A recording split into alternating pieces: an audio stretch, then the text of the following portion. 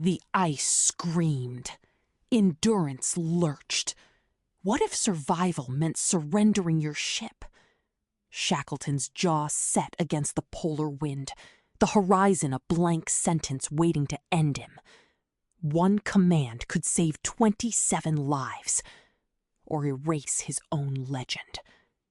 The order hung in the air. Abandon ship. The words cut colder than the wind. Lamps dimmed across the ice. Dogs howled as timbers buckled.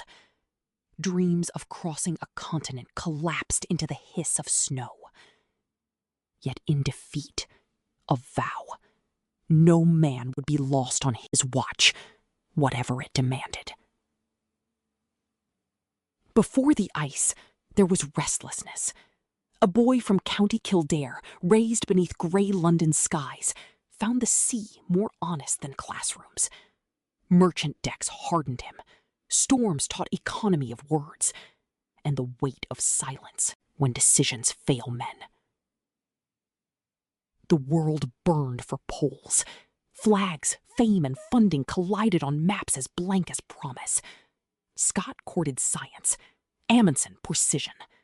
Shackleton wanted something stranger, an expedition that forged character in the white furnace and brought his men home whole. With Robert Falcon Scott on the Discovery expedition, Shackleton clawed south into a diet of blizzards and black tea. Scurvy gnawed, lungs burned. Near 82 degrees south, he faltered, and Scott sent him home. Humiliation iced into resolve. He would return stronger. Nimrod, 1907. He turned back a mere 97 miles from the pole. A decision carved from judgment, not fear. Farthest south? Yes. But more important, men alive. The mountain of will intact. Leadership meant choosing limits before limits chose them. A family motto offered both name and prophecy. Fortitudine vincimus. By endurance we conquer. Endurance would carry a bold plan, traverse the entire continent. War erupted in Europe. His offer to serve was deferred. Duty, for now, ran due south. The Weddell pack was worse than memory. Shackleton listened and sailed anyway. Some gambles are made with eyes open, tallying risks like rations. The Southern Ocean roared approval, swallowing their stern with slate-green hills of water. January froze into a trap. The floes closed like jaws. The ship, a toothpick in a vise, drifted powerless. Every sunrise erased distance, drift replacing miles with uncertainty.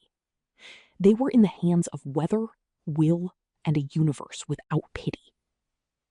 Lectures under canvas, a gramophone crackling Caruso, football on snow, and Hussey's banjo promising vital mental medicine. Routine, ration, reputation. Shackleton managed morale like a scarce commodity and spent it with care. The ice took its time, then took everything. October 1915. The hull groaned, planks bowed, caulking burst. They salvaged food, sails, and 3 boats, retreating to ocean camp, castaways without a shore, clinging to a moving island of winter. Hard arithmetic arrived. Dogs were food before they were family. The order felt like betrayal, sounded like mercy, and tasted of iron. Survival demanded a ledger colder than the wind, and Shackleton signed it, with the ink of a sleepless night. Carpenter Harry McNish reimagined wood and canvas. He raised gunwales, decked the boats, and strengthened ribs with sledge runners. 3 names now mattered: the James Caird, the Dudley Docker, and the Stancomb Wills, small fortresses against a hungry sea. April 1916, the floe cracked like thunder. They launched into black leads, chased by collapsing walls of ice. Oars bit numbed hands. Navigation became faith in Frank Worsley's sextant, snatched between waves and hail. Elephant Island or extinction, no middle path. Days blurred into bailing, rowing, and cold that gnawed bone. Sleep came as hallucination. Then, land. Elephant Island rose like a black anvil from spindrift. Men stumbled ashore, kissing stones, their first solid ground in nearly 500 days. Relief soured into reality. No shipping lanes crossed here.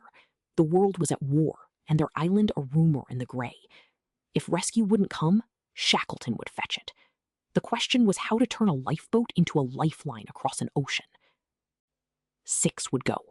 Shackleton chose Worsley, Crean, McNish, Vincent, McCarthy.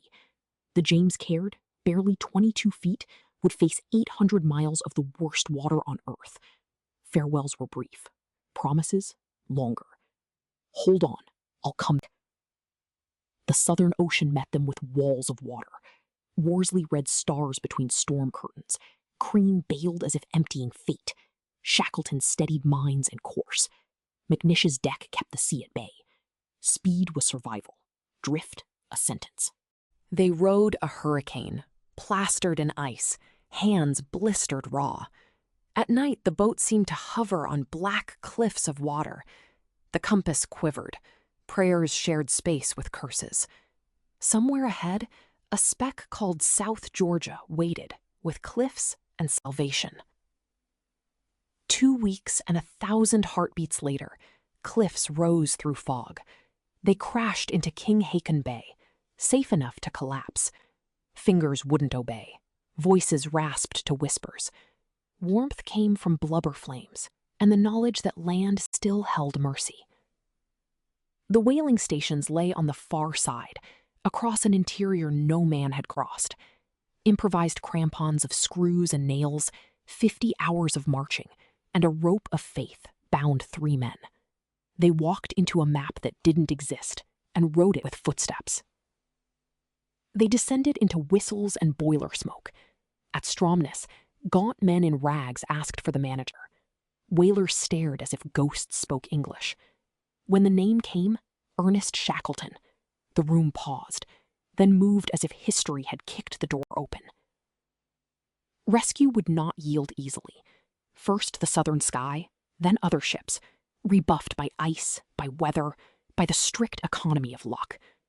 Each failure meant more nights on Elephant Island, time shrinking like rations in a wet pot. On Elephant Island, Frank Wild rationed hope. Under upturned boats, the snuggery stank of smoke and seal fat. "Pack up your things, boys. The boss may come today," he'd say on clear mornings. Faith as discipline, morale as daily bread. August 30th, 1916. A Chilean tug named Yelcho threaded a miracle through floes. Captain Luis Pardo held his line as faces burst from the beach, suddenly young with disbelief. Count them. Every one. Not a life lost. A ledger balanced at last. They returned to a world at war.